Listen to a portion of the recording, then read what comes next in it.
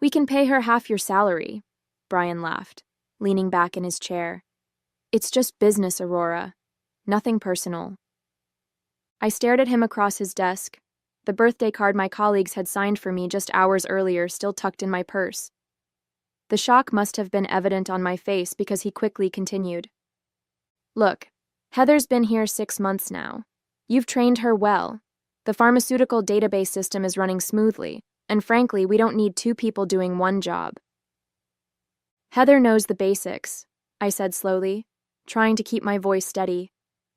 But she doesn't understand the integration points, the system architecture, double quotes. Brian waved his hand dismissively. All documented in your process manuals, right? That's what I pay you for. Besides, young talent brings fresh perspectives. The industry's evolving. My name is Aurora Chen, 41 years old, and until 5 minutes ago, I was the Senior Database Integration Specialist at Medisync Pharmaceutical Services. For 3 years, I'd designed and maintained the complex system that tracked drug trials across multiple platforms, connecting research data with regulatory submission requirements for pharmaceutical companies across the country. When Brian hired Heather 6 months ago, I'd welcomed the help. The system had grown increasingly complex, and having someone manage the day-to-day operations would free me up to implement improvements I'd been planning for months. I'd spent countless hours training her, carefully walking her through the standard procedures, though there hadn't been time to cover the underlying architecture, the invisible connective tissue that made everything work seamlessly. I need your keycard and passwords before you leave today, Brian continued, sliding a severance agreement across the desk. 2 weeks' pay, standard confidentiality clauses. I scanned the document, the words blurring slightly. Today is my birthday, I said, the statement sounding hollow even to me. Brian had the decency to look uncomfortable for a moment. Sorry about the timing. HR picked the date. I signed the agreement mechanically, then stood up. Heather will need the emergency protocols for when systems don't synchronize properly. They're not in the documentation. I'm sure she'll figure it out, Brian replied, already checking his phone. She's quite resourceful. As I packed my desk, Heather approached, her expression a mixture of sympathy and awkwardness. I'm really sorry, she whispered. I had no idea this was happening. I nodded, not trusting myself to speak. As I handed her my system notebook, a notification popped up on my computer screen. Database sync error on client trial DRX 1429. Manual resolution required. I started to explain the error, but Brian appeared, ushering me toward the exit. Heather's got this, he said firmly. It's time for you to go. I smiled tightly. Good luck, I said, meaning it more sincerely than either of them could possibly understand. My path to Medisync began after 15 years in database architecture. I'd built systems for insurance companies, retail chains, and finally, the pharmaceutical industry, where data integrity could literally be a matter of life and death. Clinical trial information had to be seamlessly integrated across research platforms, regulatory submission systems, and client dashboards, with zero margin for error. When Medisync recruited me, they were struggling with an outdated system that frequently crashed. Within 6 months, I'd redesigned their entire architecture, creating a robust integration framework that accommodated their complex needs while maintaining regulatory compliance. Client satisfaction scores rose dramatically, and the company landed 3 major pharmaceutical contracts based largely on the strength of their innovative data management solutions I had built from the ground up. Brian Morgan became my manager a year ago when the previous director retired. He had a background in sales rather than technology, which initially concerned me, but I tried to be open-minded. He spoke constantly about optimization and streamlining operations, often questioning why processes couldn't be simplified. These verification steps seem excessive, he'd comment during review meetings. Couldn't we eliminate some of these redundancies? I'd patiently explain that what looked like redundancy was actually essential error-catching architecture. The system's strength lay in its multiple verification points that prevented data corruption from cascading through interconnected databases. Brian would nod, but I could tell he wasn't fully grasping the technical nuances. Still, I believed his business perspective complemented my technical expertise, and we maintained a cordial professional relationship. When he hired Heather, fresh out of college with a computer science degree but no real-world experience, I didn't object. Training a junior colleague seemed reasonable, and I enjoyed sharing my knowledge. Heather was eager and quick to learn the operational procedures, though she sometimes grew impatient with details. "Do we really need to run all these verification queries?" she'd ask. "It adds an hour to the process." "That hour prevents weeks of potential disaster recovery," I'd explain. "The system is more fragile than it appears." In recent weeks, I'd noticed Brian and Heather in frequent private meetings. I assumed they were discussing her professional development, perhaps planning to expand her responsibilities. I even prepared additional training materials, anticipating that she might take over some of my routine tasks. What I didn't anticipate was becoming completely expendable. In retrospect, the signs were there. Brian's increasing questions about whether my processes could be streamlined, his interest in detailed documentation, the gradual exclusion from strategic meetings. But I'd been too focused on improving the system and training my replacement to see what was happening. The morning after my unceremonious termination, I woke to a string of LinkedIn notifications. News of my departure had apparently spread quickly through professional circles. 3 former colleagues had sent messages expressing shock and asking if I was looking for new opportunities. I spent the day updating my resume and researching positions, trying to focus on the future rather than dwelling on the humiliation of being escorted from the building on my birthday. By evening, I'd lined up 2 promising interviews for later in the week. The pharmaceutical data integration field was specialized enough that experienced architects were always in demand. My phone rang just after dinner. It was Jacob, a developer from my former team at MediSync. "Aurora, I know you probably don't want to talk about work, but I'm stuck on something," he said, his voice tight with stress. "The DRX 1429 trial database is showing inconsistencies after the routine Sunday update. I've tried everything in your documentation, but nothing's working." I remembered the error notification I'd seen just before leaving. "Did you run the verification sequence on the secondary tables?" I asked. "Yes, but the systems aren't reconciling. Heather said to just force an override, but that doesn't seem right." I winced. "Definitely don't do that. It could corrupt the entire trial dataset." "That's what I thought," Jacob sighed. "I told Brian we should call you, but he said we needed to handle it internally." After providing some guidance, careful not to violate the confidentiality agreement I'd signed, I hung up, feeling a curious mix of vindication and concern. The system I'd built was intricate, with carefully designed fail-safes and interconnection points that weren't immediately obvious, without understanding the underlying architecture. 2 more calls came in that evening from different team members, each describing escalating problems. Apparently, Heather had indeed attempted to force an override, which had triggered cascading errors across multiple client databases. The team was now in emergency mode, trying to prevent data corruption from spreading. I declined to answer the 4th call, which came from Brian's number just before midnight. The next morning, a Tuesday, I had an early interview with PharmaDirect, one of MediSync's competitors. The hiring manager, impressed with my portfolio, asked why I'd left my previous position. "Restructuring," I said simply. "They decided to streamline the database management team." He looked skeptical. "Interesting timing. We just heard MediSync is having major system issues. Something about corrupted trial data?" I kept my expression neutral. "I wouldn't know. I'm no longer with the company." By Wednesday, I had received official offers from both PharmaDirect and another competitor, each with significantly higher salaries than what I'd made at MediSync. A third company requested an interview, mentioning they'd heard excellent things about my architecture skills. Meanwhile, my phone continued to accumulate missed calls from Brian and other MediSync numbers. I didn't return them.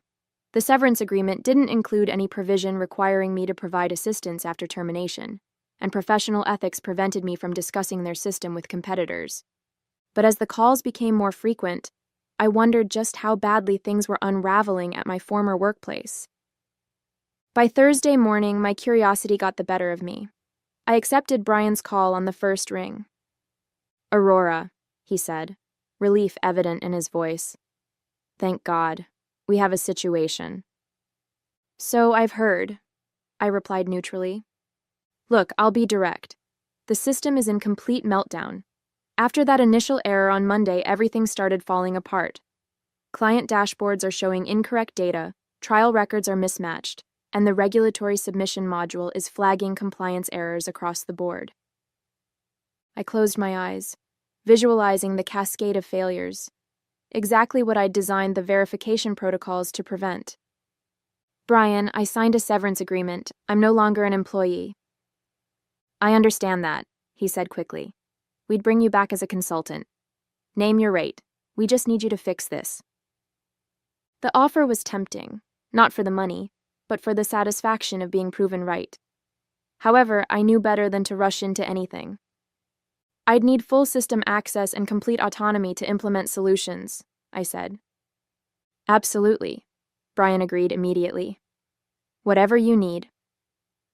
I'll think about it and get back to you this afternoon." After hanging up, I called Jacob for an unofficial assessment of the situation. His description confirmed my suspicions. Heather had implemented emergency fixes that had only worsened the problems, not understanding how each system interconnected with the others. "It's bad, Aurora," Jacob said quietly. "Pharmadyne is threatening to pull their contract. That's 30% of the company's revenue. And there's talk about potential legal action if trial data has been compromised." I spent the morning weighing my options. The professional part of me wanted to rescue the system I'd built. The human part of me felt a certain satisfaction in Brian's desperation. By noon, I'd made my decision and called him back. "I'll help," I said. "My consulting rate is $300 an hour with a minimum engagement of 40 hours, payable up front." Brian didn't even hesitate. "Done. When can you start?" "I'll be there in an hour." Walking back into MediSync felt surreal. Colleagues greeted me with obvious relief, while Brian hovered anxiously nearby. Heather was noticeably absent. "Where's Heather?" I asked as Brian escorted me to a workstation. "She called in sick today," he said, not meeting my eyes. The stress of the situation. I logged into the system with the admin credentials Brian provided and began my assessment. The damage was extensive but followed a logical pattern. Exactly what happens when someone who doesn't understand the architecture tries to force solutions without addressing the underlying issues. By late afternoon, I had stabilized the most critical systems and developed a recovery plan for the rest. Brian checked in frequently, each time more relieved as progress became evident. "You're a lifesaver," he said during one such visit. "I don't know what we were thinking, letting you go." I continued working without responding. The comment wasn't worth acknowledging. As I was preparing to leave for the day, Brian approached with a folder. "I've been authorized to offer you your job back," he said, pushing the documents toward me, "with a 15% raise and a more senior title." I glanced at the offer letter without touching it. "I'll consider it after we resolve the current crisis." "Of course," he nodded eagerly. "Take your time." But as I gathered my things, I noticed an email on Brian's open laptop on the desk beside me. It was from the CEO, with the subject line, "Transition Plan once system is stabilized." The visible preview text read, "Get everything documented properly this time before we make any changes." I felt a chill. They weren't offering my job back out of recognition of my value. They simply needed me to repair the system and document everything so thoroughly that even Heather could maintain it. Then they'd discard me again. The decision I thought I had was just another illusion. The next morning, I arrived early to continue my recovery work. The system was responding well to my corrections, and I estimated another 2 or 3 days before everything would be fully functional again. I worked methodically, carefully documenting each step, not for Brian's future transition plan, but for my own records. Around midday, the CEO, Victoria Winters, stopped by my workstation. Aurora, I can't tell you how pleased we are that you've returned to help us through this crisis, she said warmly. Brian speaks very highly of your expertise.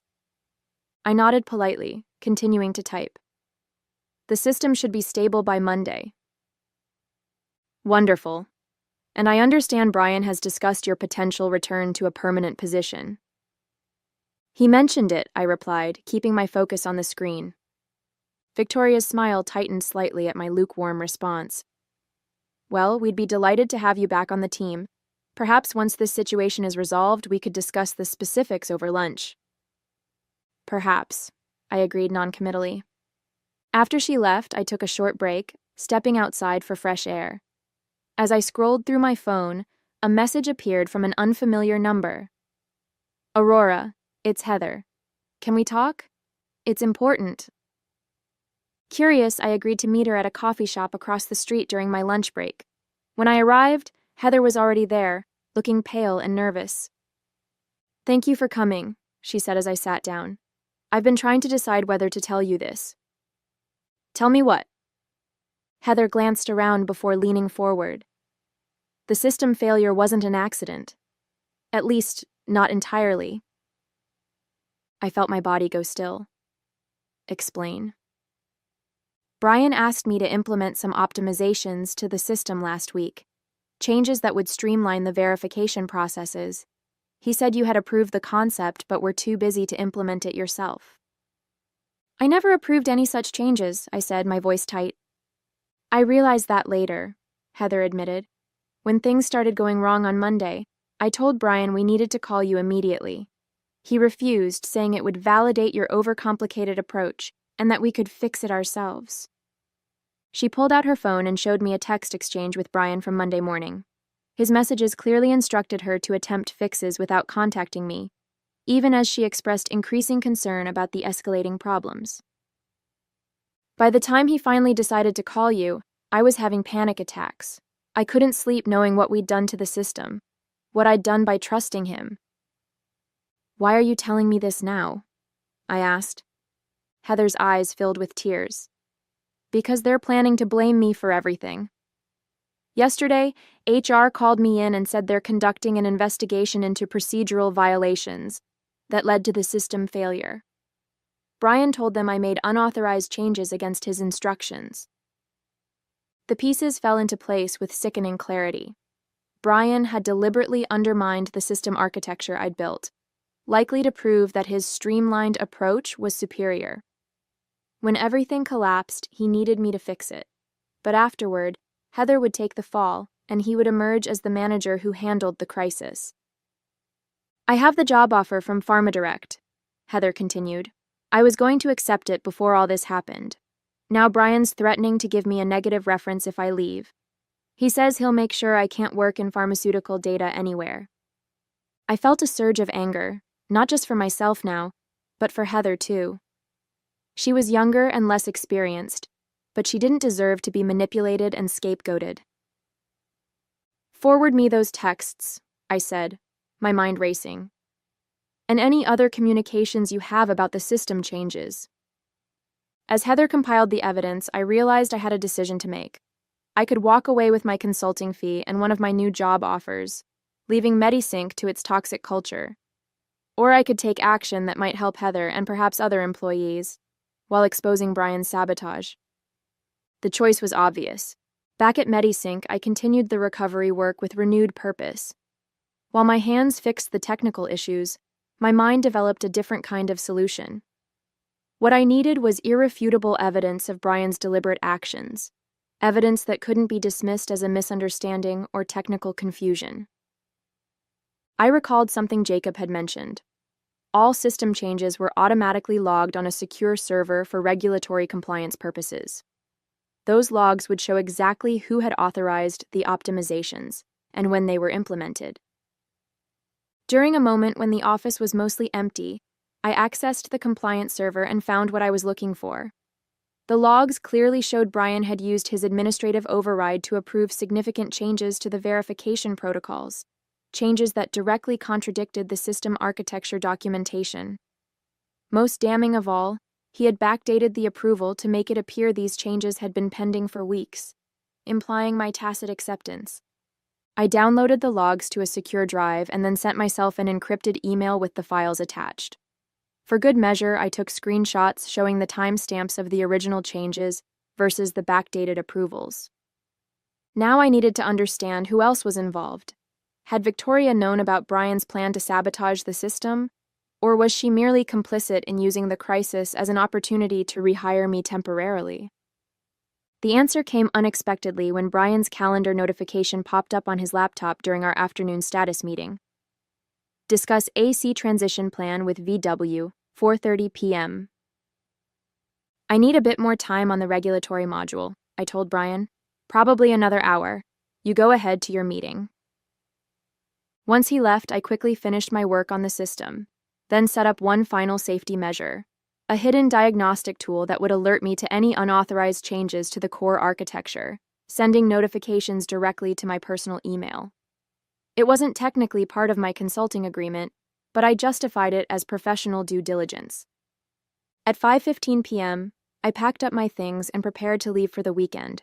The system was now 80% recovered, with only minor issues remaining that I could resolve remotely. As I passed the conference room, I heard Brian's voice rising in frustration. But she's fixing everything. Can't we at least wait until Monday before? Victoria's response was cool and clear. The decision is made. Once she submits the final documentation, we thank her for her consulting work and proceed with the transition to the simplified architecture. Heather was just a trial run. We've already identified another junior developer who can maintain the streamlined system at an even lower salary point. And if it fails again? It won't, because Aurora will have documented every aspect of the recovery process. That's the whole point of bringing her back as a consultant. I'd heard enough. I slipped away before they could exit the conference room, a strange calm settling over me. I now had all the evidence I needed, and a weekend to decide exactly how to use it. Sunday evening, I received a text from Brian. System looking stable. Just need final documentation tomorrow to close out your consulting engagement. CEO wants to meet at 9 a.m. I responded simply, I'll be there. What Brian didn't know was that I'd spent the weekend consulting with both a labor attorney and a regulatory compliance expert at the FDA, who had expressed significant concern about the deliberate manipulation of pharmaceutical trial data systems. I had also accepted the position at Pharma Direct, with a specific condition they had happily accommodated. Monday morning would bring answers to questions Brian and Victoria didn't even know to ask, and I would be ready. I arrived at MediSync at exactly 9 a.m. Monday, carrying a slim portfolio containing my consulting invoice and several other carefully prepared documents. Victoria's executive assistant showed me into the conference room where Victoria, Brian, and two people I didn't recognize, a woman in a severe suit and a nervous-looking man with a legal pad, were already seated. Aurora, thank you for coming, Victoria began with practiced warmth. This is Patricia from HR and Jonathan from Legal. They're here to formalize the conclusion of your consulting engagement. I smiled pleasantly. How convenient. I've brought some documentation that requires legal review as well. Before anyone could respond, the conference room door opened again. Jacob entered, followed by Heather and two men in dark suits who definitely weren't MediSync employees. What is the meaning of this? Victoria demanded, half rising from her chair. I invited a few additional participants, I said calmly. Jacob and Heather have first-hand knowledge relevant to our discussion, and these gentlemen are from the FDA's Office of Regulatory Compliance. They're very interested in the events of the past week. The color drained from Brian's face. The FDA? This is an internal company matter. Actually, one of the agents interrupted, deliberate tampering with systems that manage pharmaceutical trial data falls squarely within our jurisdiction. Ms. Chen contacted our office with evidence suggesting serious compliance violations. I opened my portfolio and distributed copies of a comprehensive report detailing the system architecture, the unauthorized changes, the attempted cover-up, and the impact on client data integrity. The final page contained my sworn statement and signature. This constitutes my final documentation as requested, I said, sliding the original across to Victoria. I've also accepted a position with PharmaDirect starting tomorrow. My first assignment is implementing a rescue plan for all MediSync clients who wish to transfer their data to a more stable platform. Victoria's composure finally cracked. You can't do this. Those clients are under contract.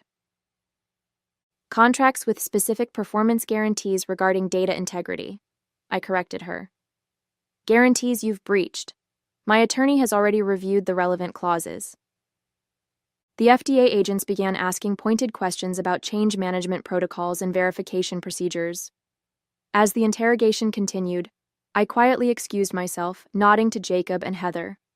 My work here was finished. 6 months later, I sat in my new corner office at PharmaDirect, reviewing the quarterly performance report. The transition of former MediSync clients had gone remarkably smoothly, thanks in part to Jacob and Heather, who had both joined me at the new company. The industry newsletter on my desk contained a small item noting that MediSync had been acquired by a larger competitor after experiencing significant client attrition and regulatory challenges. Brian and Victoria had both pursued other opportunities, following an FDA investigation into data integrity violations. My phone buzzed with a calendar reminder, a video meeting with our newest pharmaceutical client, formerly MediSync's largest account. Their research director had specifically requested that I oversee their data architecture personally, citing my exceptional reputation for system integrity. As I prepared for the call, Heather knocked on my doorframe. The team wanted me to remind you about the celebration dinner tonight, she said. 1 year since we all started here. I smiled, remembering the day I'd negotiated with PharmaDirect's CEO to bring both Jacob and Heather onto my team as part of my employment conditions. He'd been skeptical until I explained their potential value and their loyalty in providing evidence that helped expose MediSync's violations. I wouldn't miss it, I assured her. My new email notification chimed, the diagnostic system I'd created alerting me that all client databases had completed their verification cycles successfully. The architecture I'd designed here was even more robust than my work at MediSync, incorporating lessons learned from that experience. Some might view what happened as revenge, but I saw it differently. It was simply the natural consequence of valuing systems over the people who built them, of prioritizing short-term savings over expertise and integrity. In the end, I hadn't needed to destroy MediSync. Their own short-sightedness had done that quite effectively without my help. I closed the performance report and prepared to meet with our newest client, ready to demonstrate once again the value of doing things right.